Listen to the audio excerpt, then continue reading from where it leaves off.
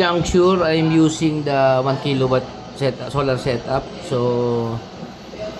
nanonood ako yung pagtuturo ko doon sa mga pulis Pasay sa FTP.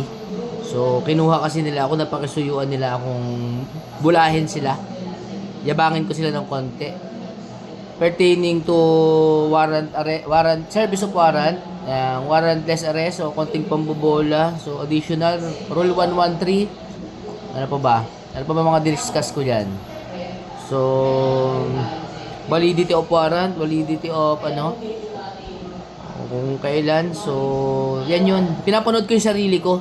Para nagagalingan kasi ako doon sa sarili ko na So, libre yan kasi may charge sa kasi yung battery ko, may 80%. So, sa labas. So, yan. May isang clip fan with, siguro sabihin natin 20 watts yan. Ito naman, yung 50 watts. May TV, may aquarium. Katabi yung Makalan natin 25,000.